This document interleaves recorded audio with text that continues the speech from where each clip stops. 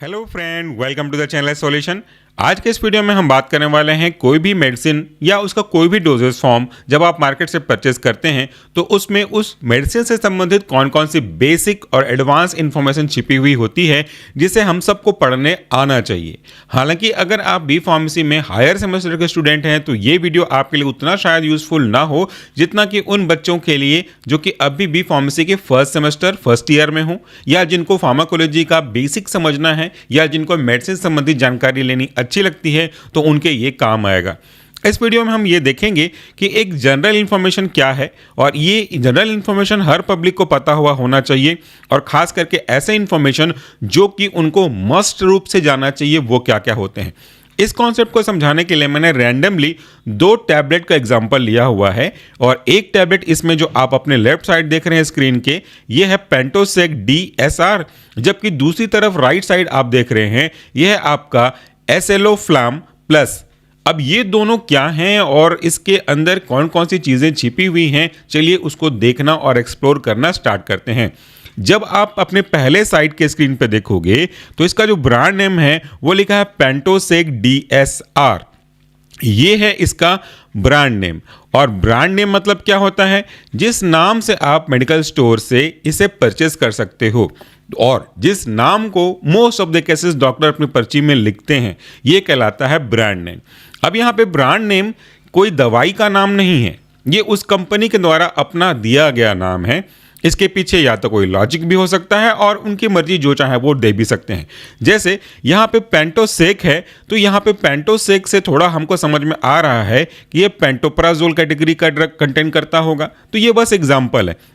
यहाँ पे SR जो आप देख रहे हैं इसमें आपको समझ में आना चाहिए कि ये एक सस्टेन रिलीज है, यानी कि ये इसके रिलीज के पैटर्न को समझा रहा होगा। सस्टेन रिलीज मतलब क्या होता है? रिलीज का मतलब है जब कभी भी आप किसी टैबलेट को जब यूज करने के लिए ओरल रूट से लेते हैं और ये जो टैबलेट है आपके पेट में पहुंचता है, तो इस पेट में पहुंचने के बाद जब वो अपने अंदर के कंटेंट को इस पानी में जो कि आपने पेट में रखा हुआ है इसमें रिलीज करना, छोड़ना, डिसॉल्व करना स्टार्ट कर देता है, इसी को हम रिलीज कहते हैं।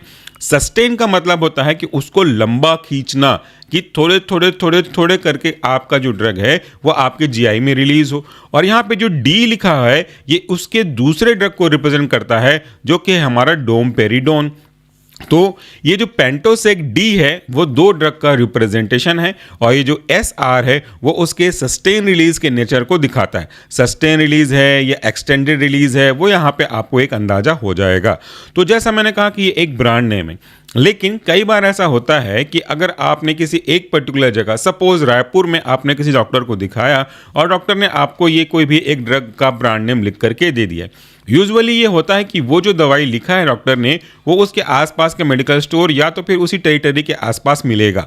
अगर आप उस पर्ची को लेकर के किसी दूसरे पार्ट में जाते हैं कंट्री के, तो most of the cases, not always but most of the cases, आपको वो दवाई नहीं मिलती है।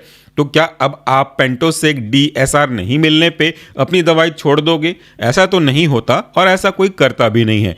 उस केस में क्या जरूरत पड़ेगी आपको जरूरत पड़ेगी कि भैया इस पेंटोसेक DSR का एक्टिव कॉन्स्टिट्यूएंट कौन कौन सा है, असल दवाई कौन कौन सा है, और उस दवाई के अकॉर्डिंगली आप दूसरे ब्रांड का वही ड्रग ले सकते हो। एग्जाम्पल की अगर मैं आपसे बात करूं, अगर आपको भूख लग रही है तो आपको कोई बिस्किट खाने का मन कर रहा है, तो आप अगर बिस्किट खाना चाहते हैं तो आप दुकान में जाकर के पार्ले जी लेने की इच्छा रखते हैं, तो ये पार्ले जी बिस्किट का ब्रांड हुआ। अब अगर दुकान के पास पार्ले जी नहीं है, पतंजलि का कोई बिस्किट है, ब्रिटानिया का कोई बिस्किट है, या किसी भी कंपनी का कोई बिस्किट है, तो आप क्या करेंगे? आपको अगर सच में भूख लगी है और आपको कुछ ना कुछ खाना है तो आप वो बिस्किट दूसरी कंपनी का भी ले सकते हो। हाँ, ये जरूर होगा कि वो या तो शुगर फ्री बिस्किट हो, या ग्लूको बिस्किट हो, या क्रीम बिस्किट हो, जो भी कैटेगरी आपको चाहिए था उसी कैटेगरी का आप दूसरा बिस्किट लेकर के आएंगे। यानी कि अब आपको भूख के मिटाने से, पर्पस को सॉल्व करने से मतलब है, ना कि ब्रांड नेम का।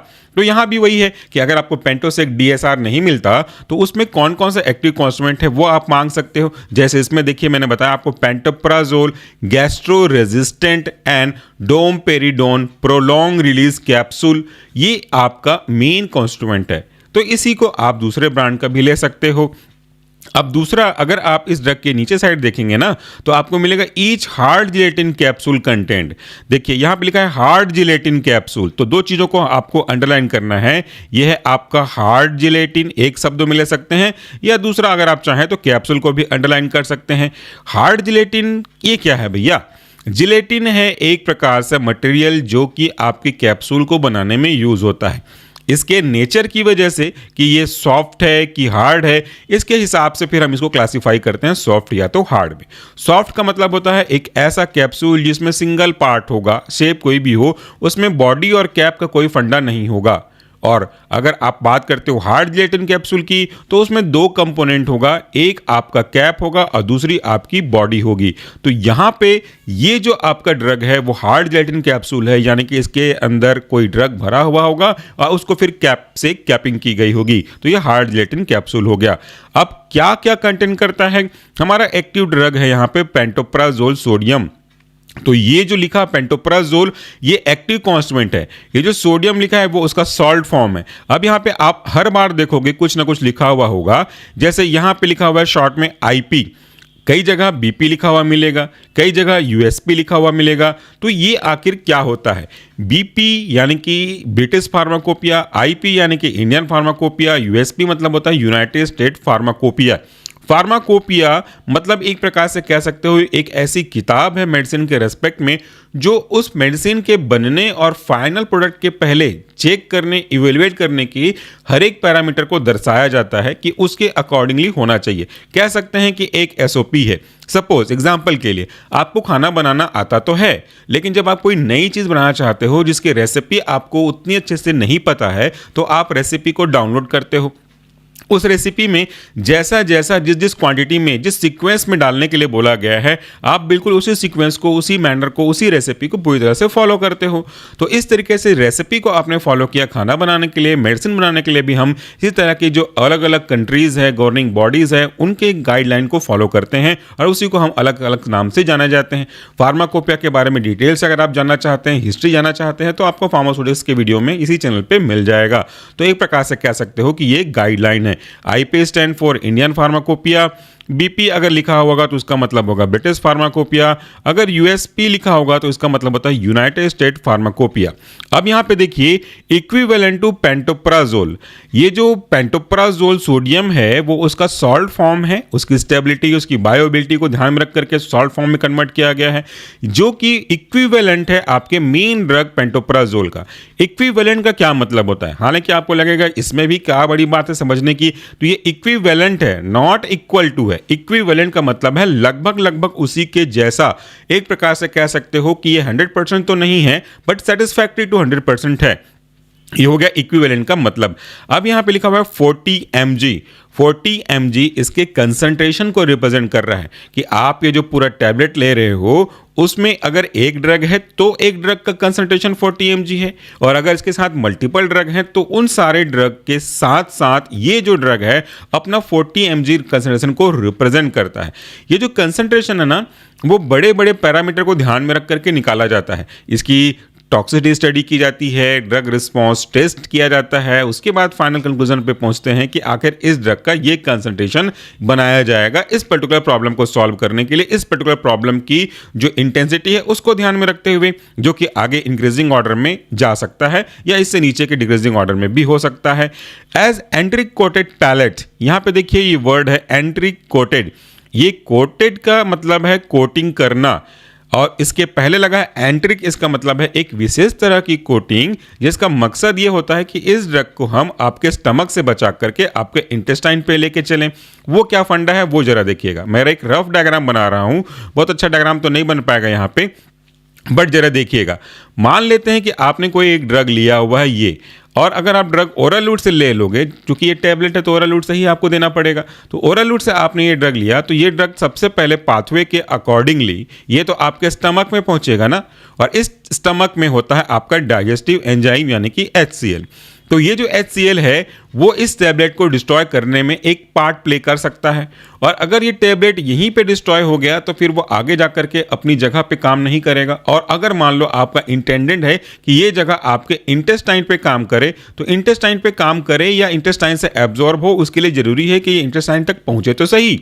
लेकिन अगर एसिड इसको डिस्ट्रॉय कर देगा स्टमक पे ही, तो वो कैसे पहुंच पाएगा? तो आप चाहते हो कि इसको यहां से बचा करके निकाला जाए और फाइनली आपके इंटेस्टाइन तक पहुंचाया जाए। तो इसके ऊपर ऐसी कोटिंग की जाती है जो एसिड से इस टैबलेट को बचा के रखती है या इस कैप्सूल को बचा के रखती है, जो भी डोजेस फॉर्म होगा उसके रेस्पेक्ट में। अब यही कोटिंग का जो टाइप है वो कहलाता है आपका एंट्रिक कोटेड टैबलेट। अब यहां पे आगे बढ़ें तो दूसरा कॉन्स्टिट्यूएंट आपको मिल जाएगा, वह है डोमपेरिडोन। डोमपेरिडोन भी एक ड्रग है जो कि आपके एंटी एमेटिक कैटेगरी को भी रिप्रेजेंट करता है, और ओमेप्राजोल तो आपका एंटी सिक्रेटरी ड्रग का है, वो हालांकि बाद में समझेंगे। अभी फिलहाल आपको मैं कॉन्स्टिट्यूएंट बता नहीं रहा, आपको मैं कैटेगरी में क्या क्या रहता है वो बता रहा हूं। यहां भी देखिए इंडियन फार्माकोपिया है, तो ये जो भी ड्रग है उसका जो पूरा स्टैंडर्डाइजेशन का प्रोसेस है इंडियन फार्माकोपिया की गाइडलाइन को फॉलो करते हुए बनाया गया है। 30 mg इसके स्ट्रेंथ को रिप्रेजेंट करता है।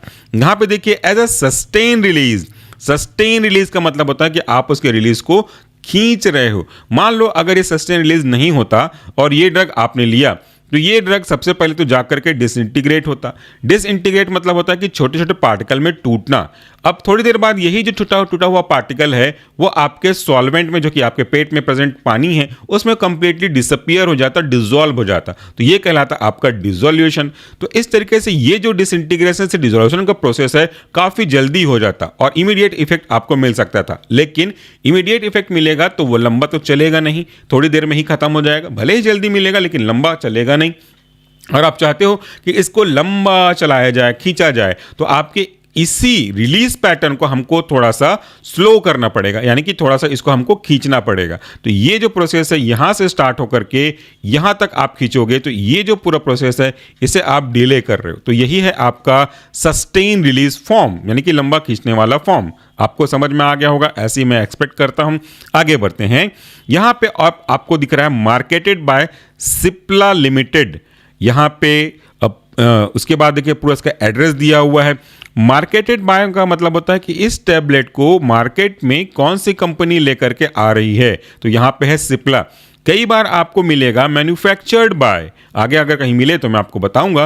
तो मैन्युफैक्चर्ड बाय अलग हो सकता है और मार्केटेड बाय अलग हो सकता है। कई लाइसेंस कंपनियां किसी पर्टिकुलर ड्रग को किसी पर्टिकुलर ब्रांड नेम के लिए बनाती जरूर हैं, लेकिन बनाने के बाद वो उसको मार्केट नहीं करती। तो मैन्युफैक्चर्ड बाय मतलब किसके द्वारा बनाया गया है, और मार्केटेड बाय द्वारा मतलब उसको कौन सी कंपनी अपने नाम के थ्रू, अपने ब्रांड नेम के थ्रू उसको बना रही है। अब कोई सा भी एग्जांपल देख लो, आप पार्ले जी उठा के देख लो, वही एग्जांपल लिया था। तो पार्ले जी के पैकेट के नीचे आपको मिलेगा 4-5 जगह के नाम दे देंगे, कोड दे देगा कि ये जो पार्ले जी का पैकेट आप खा रहे हो वो इस जगह में बना हुआ है, यहाँ बना हुआ है। तो भले ही वो बना कहीं भी हो, आखिर उसको अपना नाम दे करके पार्ले जी ही मार्केट में लगे आ रही ना, तो वो मार्केटेड बाय पार्ले जी है, मैन्युफैक्चर्ड बाय कोई और हो सकता है। जरूरी नहीं है हर बार यही हो, कभी कभार ऐसा होता है, और जनरली मैन्युफैक्चर्ड और मार्केटेड बाय सेम कंपनी के द्वारा होता है। That's depend upon the situation to situation.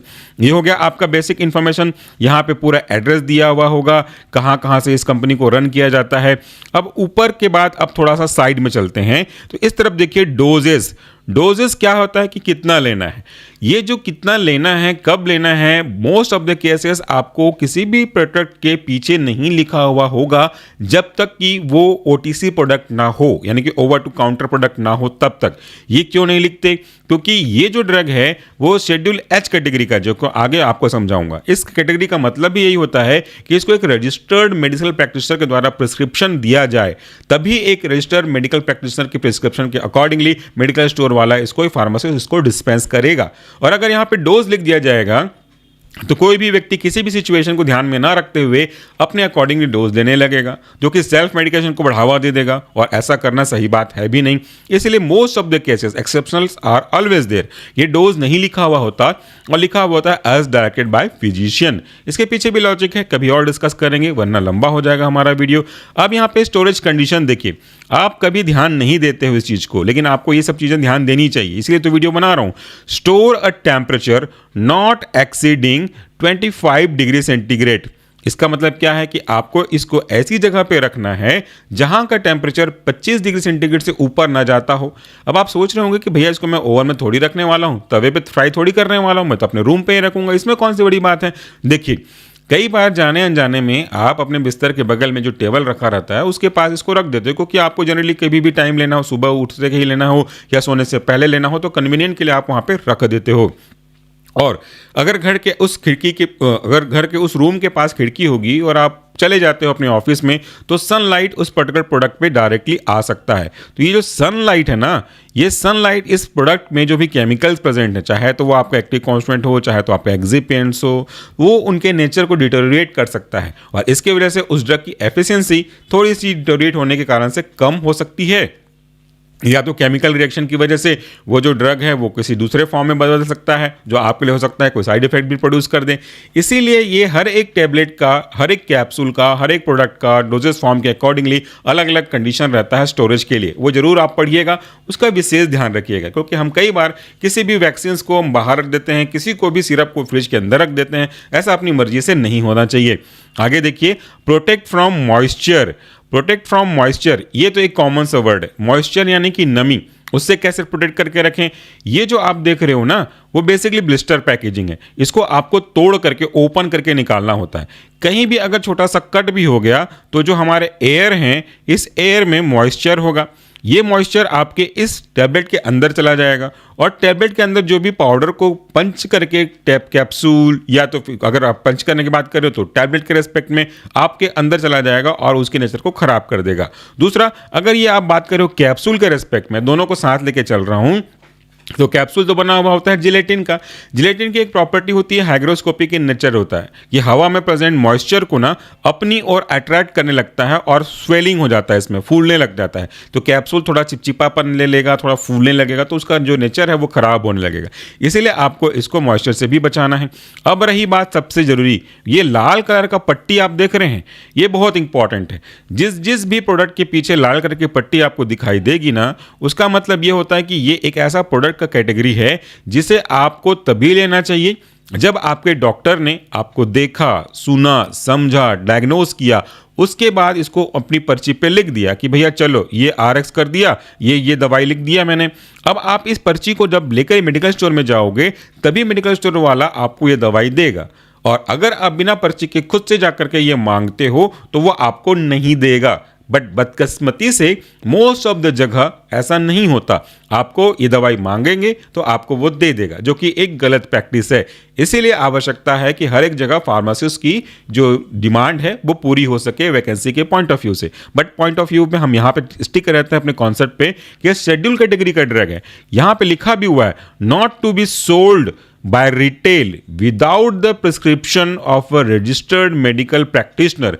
Medical store के द्वारा इसको डिस्पेंस नहीं करना चाहिए कब तक, जब तक कि एक रजिस्टर्ड मेडिकल प्रैक्टिशनर लिख करके आपको नहीं दे देता। ठीक है, ये हो गया इस लाल पट्टी का मतलब। अब आप समझ गए होंगे शेड्यूल एच का क्या मतलब होता है। इसके नीचे लिखा है capsule to be swallowed whole.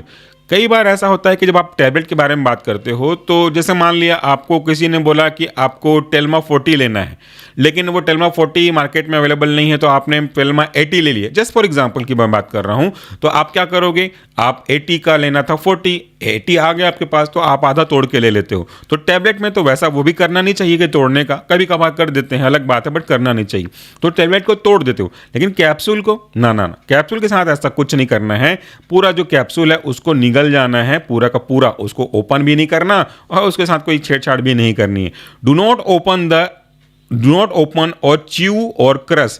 ये वाले कैप्सूल को, हालांकि कुछ कैप्सूल आते हैं च्यू करने वाले, क्रश करने वाले, ये वाले कैप्सूल को ना तो आपको ओपन करना है, ना तो चबाना है और ना तो क्रश करना है। इसलिए लिखा है ऊपर में to be swallowed as whole, साबुत के साबुत आपको ले लेना चाहिए। अब इसके बाद नीचे देखिए, मैन्युफैक्चरिंग लाइसेंस नंबर लिखा हुआ है। मैन्युफैक्चरिंग लाइसेंस मतलब होता है कि इसको बनाने के लिए लाइसेंस जो मिला हुआ होगा उसका नंबर क्या है। और इसके नीचे देखिए यहाँ पे लिखा हुआ है manufactured by Innova Captab limited. यहाँ पे थोड़ा छोटा हो रहा है मेरे को देखने के लिए, इनोवा कैपटैब लिमिटेड। अब यहाँ पे वो पॉइंट आ गया ना जिसके बारे में बात कर रहा था। जरा यहाँ पे हैज मार्क लगाइए और यहाँ पे हैज मार्क लगाइए। मैन्युफैक्चर्ड किया है आपके इनोवा कैपटैब लिमिटेड ने, जबकि इसको मार्केट किया है सिप्ला ने अपने नाम से। और यहाँ पे आप उसका पूरा ब्रांडिंग भी देख रहे हैं, तो लगेगा लोगों को पहली बार देख करके ये इसको सिप्ला ने बनाया है, लेकिन भैया इसको सिप्ला ने नहीं बनाया, सिप्ला ने इसको बनवाया है इस मैन्युफैक्चरिंग यूनिट से और इसको अपना नाम देकर के अपना थप्पा लगाकर मार्केट में बेच रहा है। तो ये है आपका मैन्युफैक्चर्ड बाय और मार्केटेड बाय में बेसिक डिफरेंस। अब ये जो बनाने वाली कंपनी है इसका भी पूरा एड्रेस यहाँ पे आपको मिलेगा, और अगर आप इसके साइड में देख रहे हैं तो यहाँ पे आपको मैन्युफैक्चरिंग डेट और एक्सपायरी डेट दोनों मिलेगा, जिसे फिलहाल मैंने आपको समझाने के पर्पज से हटा दिया है, क्रॉप कर दिया है। अब यहाँ पे आपका कॉन्सेप्ट समझ में आ गया। इस तरफ हम मूव करते हैं दूसरे एग्जाम्पल पे, तो यहां पे आप देखिए सब कुछ सेम रहेगा, जो डिफरेंस है उसी पे हम फोकस करेंगे। यहां पे हमारा जो ड्रग है वह है एसेक्लोफ्लैम प्लस, यानी कि यहां पे प्लस लिखा है, इसका मतलब है कि यहां पे एक से ज्यादा कोई ना कोई ड्रग इन्वॉल्व हो रहा होगा। और एसेक्लोफ्लैम सुनने में लगता है कि एसेक्लोफेनेक का कैटेगरी का ड्रग इसमें शामिल होगा, तो वो जरूरी नहीं है हर बार, ये मैं आपको बस एग्जांपल मिला ऐसा तो मैं आपको बता रहा हूं। तो ये जो एसेक्लोफ्लैम प्लस टैबलेट है इसमें दो कॉन्स्टिट्यूएंट है, ये आपका एसेक्लोफेनेक और दूसरा आपका पैरासीटामोल। हालांकि दोनों NSAID कैटेगरी के हैं, बट ये जो एसेक्लोफेनेक है वो मोस्टली पेन किलर के रूप में, और जो पैरासीटामोल है वो एंटीपायरेटिक बुखार को ठीक करने वाले ड्रग के रूप में यूज होता है। अब इसके बाद देखिए ईच फिल्म कोटेड टैबलेट, यहां पे तो कैप्सूल था जो भी एंट्री कोटेड था, यहां पे फिल्म कोटेड है। टैबलेट क्या करता है, एसेक्लोफेनेक 100 mg इसका कंसंट्रेशन है, पैरासीटामोल है 325 mg। यहां पे भी देखिए आपको IP लिखा हुआ है, यानी कि इंडियन फार्माकोपिया के द्वारा। अब यहां पे एक एक्स्ट्रा चीज है जो इस पहले वाले में नहीं थी, वो था आपका एक्जिपियन। एक्जिपिएंट मतलब होता है ऐसे पदार्थ जिसका कोई फार्माकोलॉजिकल एक्टिविटी नहीं होती, वो इनर्ट इन नेचर होते हैं, बस उसका यूज हम अलग अलग पर्पस को सॉल्व करने के लिए करते हैं, चाहे वो बल्क हो, चाहे उसके स्वाद को चेंज करने के लिए हो, या कलर इम्पार्ट करने के लिए हो, एक्सेट्रा एक्सेट्रा। इसकी क्वांटिटी नहीं लिखी हुई होती, ये लिखा हुआ होता है QS, नॉट SQ, ये लिखा होता है QS। इसका मतलब होता है क्वांटिटी सफिशिएंट, यानी कि जितनी आवश्यकता है उसके रेस्पेक्ट में। बाकी कलर के बारे में आपको लिखा हुआ होगा कि कितना कितना कौन से ग्रेड का कलर यूज किया गया है। डोज के अंदर देखिए, अब आप एक चीज लॉजिक लगाइए पहले वाले एग्जांपल से समझ करके। यहां पे लाल पट्टी थी, मतलब शेड्यूल कैटेगरी का ड्रग है, इसका डोज नहीं लिखा हुआ होगा। यहां भी लाल पट्टी है तो यहां भी लिखेगा as directed by the physician. Storage के में लिखा है store protected from light and moisture and temperature not exceeding 30 degree centigrade.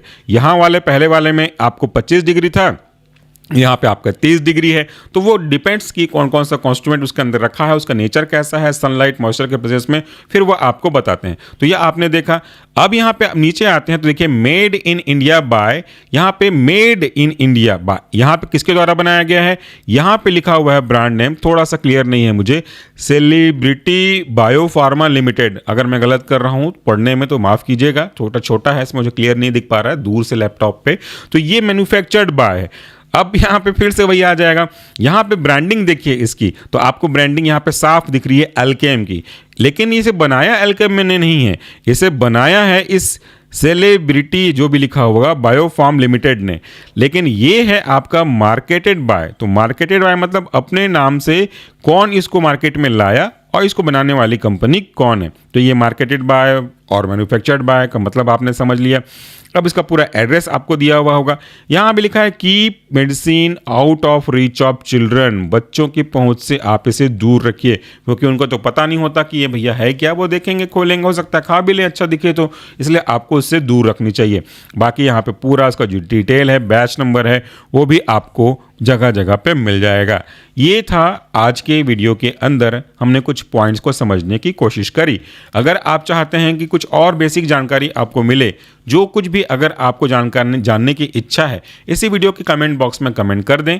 अगर वो सही रहे सबके बेनिफिट के पॉइंट ऑफ व्यू से, तो हम उसको बना करके आपके लाने की पूरी कोशिश करेंगे। तो आज के वीडियो के लिए इतना ही। जानकारी बढ़ाते रहिएगा, जानकारी बढ़ाने से आगे आने वाले समय में जब आप फार्माकोलॉजी पढ़ेंगे तो आपको ये काफ़ी काम आएगा, क्योंकि कोई भी जानकारी छोटी नहीं होती, कब कौन सी जानकारी कहाँ काम आ जाए ये कोई नहीं कह सकता। नॉलेज को बटोरिए और ज्ञान को बैंक की तरह वृद्धि करते जाइए। Thank you, take care.